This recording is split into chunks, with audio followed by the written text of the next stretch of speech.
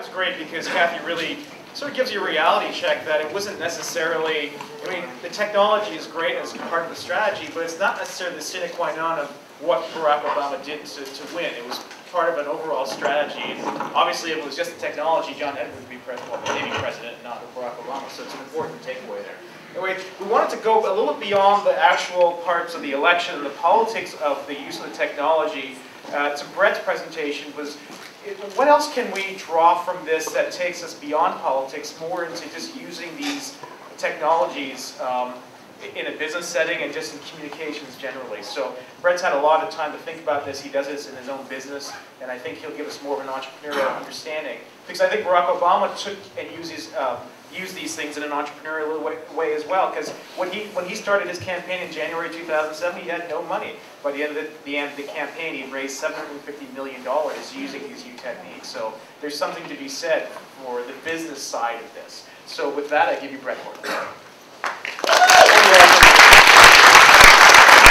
First off, I have to apologize to Lance. The reason why his slides were cut off is because I wanted to use my iPhone to do the remote for the presentation to prove how easy technology is to use and how it's changing our life. But I pushed the button and broke everything.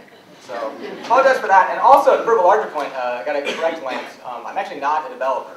I've never touched a piece of code in my life, which has given me the ground to take a lot of credit for other people's awesome work. But I think it's also is an interesting point that you don't have to be a tech person to do things in this space. And it's not just going to be the tech people that are making moves. And coming to grips with that reality, I think, is something that a lot of people in our sectors can start to deal with. Now, in my former life, I kind of think of myself as a social media strategist. And from that perspective, I always try and come to these questions looking for an overarching framework. What do these fit into? What does this mean? What does January 21st look like? And that's why I'm kind of coming to this from a specifically business standpoint. I'm going to be all over the place. So just kind of stay with me. So Barack Obama raised $741 million in 22 months.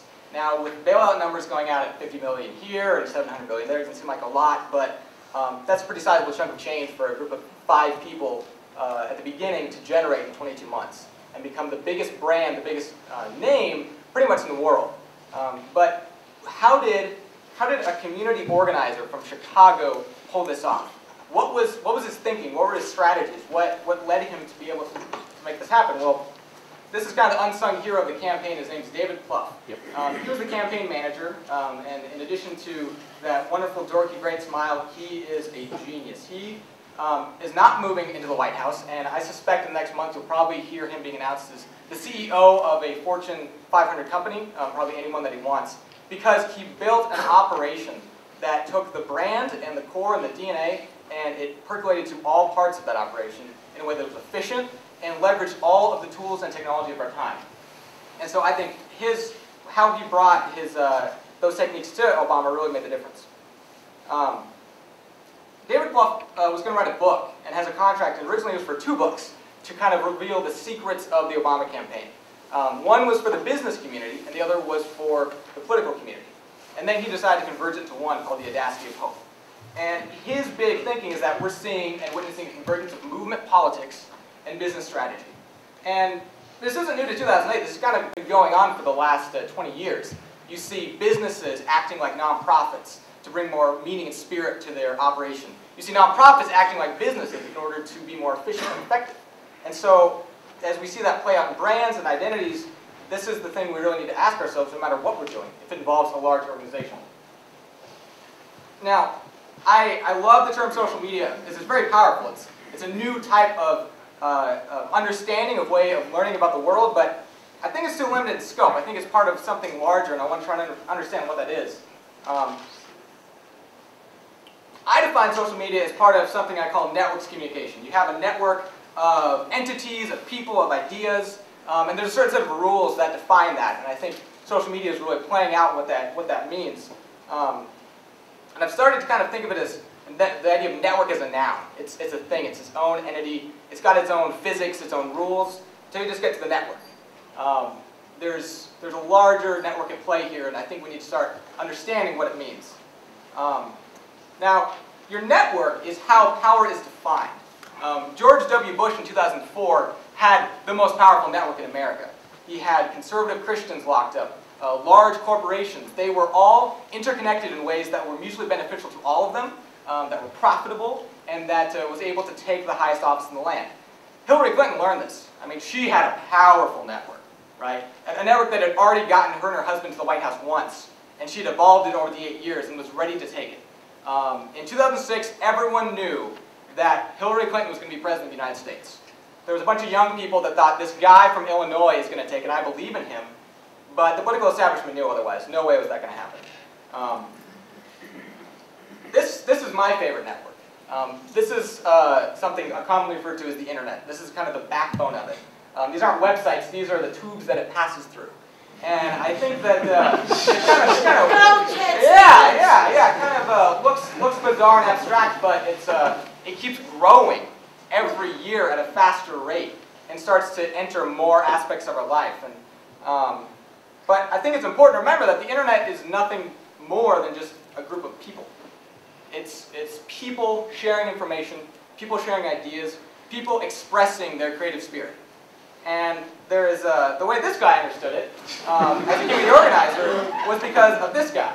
Now, I totally have a man crush on Chris Hughes. In addition to his baby blue eyes, he was the co-founder of Facebook. It was him and Mark Zuckerberg in their Harvard dorm room deciding we want to build this thing, we want to connect our students at Harvard in really interesting ways. We're going to hack into our database to do it. But he had a lot of fun with that. Decided to leave Facebook temporarily in 2006, and was really inspired by Barack Obama. So he went to Obama and said, look, you're going to need the most powerful network that's ever been seen in electoral politics. If you want to power a movement, I get this stuff, let me build something for you. And that's when he built my.barackobama.com. It's modeled after the same ideas, the same psychology of Facebook, and that's why it worked so well. And looking back, I think Lance is right. Why didn't anyone else do this? Why didn't they realize it? Well, they got the guy who really understood it and pulled it off. Now, when you combine those two things, you have the community organizer, Barack Obama, the fundamentals of what a political campaign is about. It's supposed to be a grassroots campaign. It's not supposed to be about bundlers and big corporations. It's supposed to be about people going door to door convincing voters. He got that. And then you bring the power of network. Chris Hughes, David Plouffe. And those two things work so well together. And they're based on the same fundamental principles of transparency, authenticity, openness, interactivity. And now you get Barack Obama. This is the reason why he won.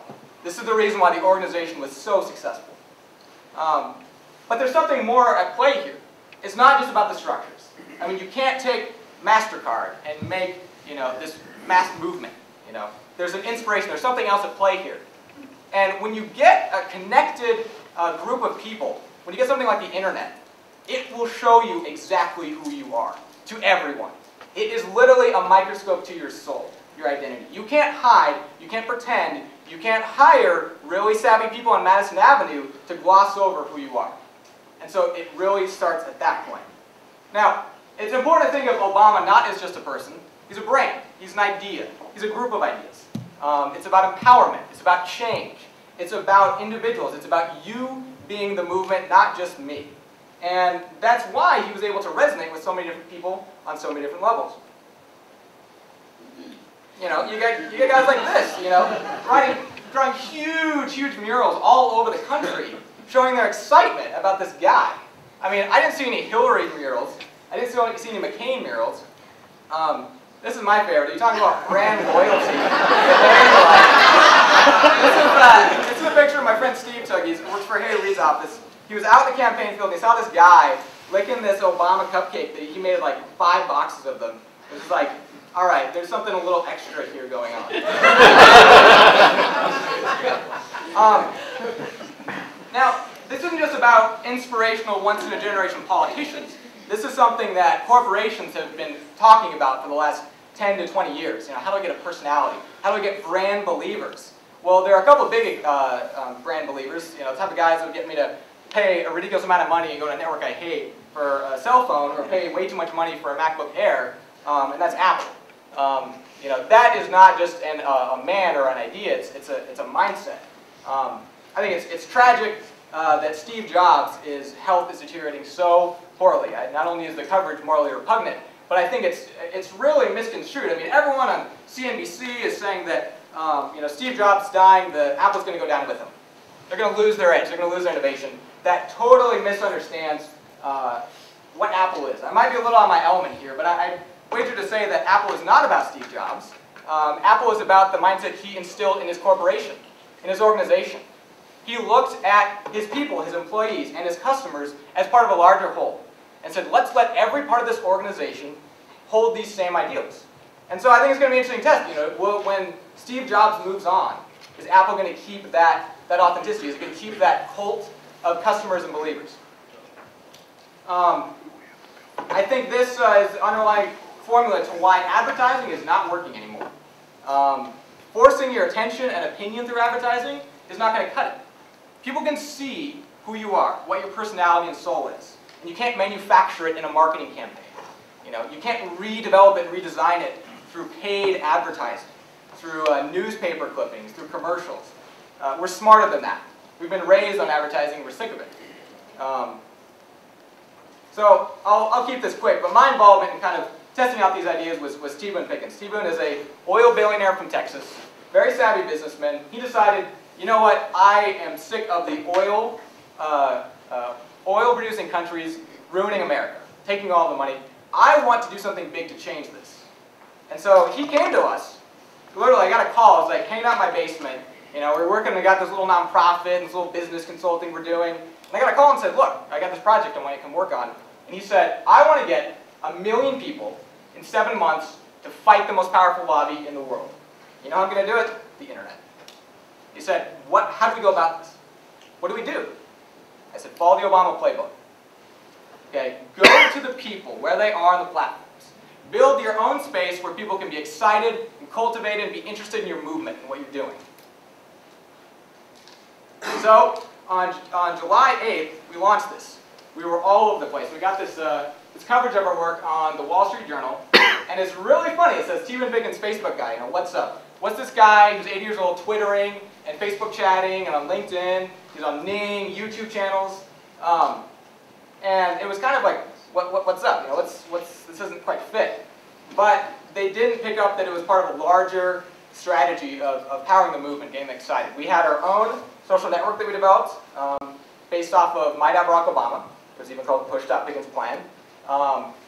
People didn't think they would sign up for another social network, but we have 400,000 people on that site, and they're talking with one another. They're planning events and their own organizations. On the first day of the launch, there was a guy by the name of Don Babb in Dalton, Georgia. He posted a little blurb on the site. It was in the wrong place, but he said, hey guys, I'm going to organize a meetup for T. Boone Pickens in my Applebee's in Dalton, Georgia. And so I sent him an email by noon that day. I was like, look, Don, put this on an event. Let's get some promotion to it. Use the system. He did that, and on the first day, we had 100 people in an Applebee's in Dalton, Georgia, getting together and talking about America's energy future. Less than 24 hours after launch of the campaign. Okay. Tell them where Dalton, Georgia is. It's northern, isn't it? It's little, and it's in the north corner of the state. It's rural, mountain country. Yeah. This guy was 67 years old. Yeah, he could barely use email, but he was told by the commercial to go on this site, and he was leveraging it. Well, we got pictures from Dalton, Georgia, and we sent that to our entire network. 2 weeks later, we had 180 house parties in over 30 states. And all of a sudden, we had a movement on our hands. All of a sudden, we had to say, how are we going to deal with these interactions? How are we going to empower these people so that they can take the message, make it their own, and start changing minds? So we gave them business cards. We gave them PowerPoint presentations. We gave them videos. We listened to them. They were telling us, your site sucks in 20 different ways. They were telling us every day. They were sending us business proposals and all sorts of stuff. And we could have just kind of turned off and be like, look, T-Boone's got some meetings with some people in DC. We're fine. But we didn't. We said, these people matter. These people are what's going to make this change real. And we designed the rest of the campaign around that. Those people went on the door of the governor of Utah and demanded a meeting. They got it. He got to sign up for the Pickens Plan campaign. Now we have 13 governors signed on. I mean, they were leading the charge. We were just helping. We were coordinating it. So following that, the strategy, basically copycatting Obama, we were able to reach 1 million people in half the time and money as Obama got 1 million people. I mean, sure, he went way past we did. We're still at 1.3. But lessons can be learned here, and they should be by any organization. Now, what does this mean for business at large? How is this going to change the rules? Well, a couple days ago, we learned about something that we kind of think of as a primary institution of the Seattle area is going under. And this is a result of a larger dispersion of media and financing all across the country. You're going to see more and more things like this. I don't know how long times it's going to stick around, but this is not limited to print media. And I believe, in the words of Clay Shirky, that all businesses are media businesses. Every business or organization is responsible for managing information between its employees and its customers. If you're in building development, if you're in school, if you're in making dog food, you might not realize it right now. We all might not be able to think of it creatively, but it's happening. The thing that's really struck me is, since leaving the CBIN campaign, I've been getting so many phone calls from people in the development community. I'm not plugged into the development. I'm talking like people that build like apartment buildings and skyscrapers, and they're saying, you know what?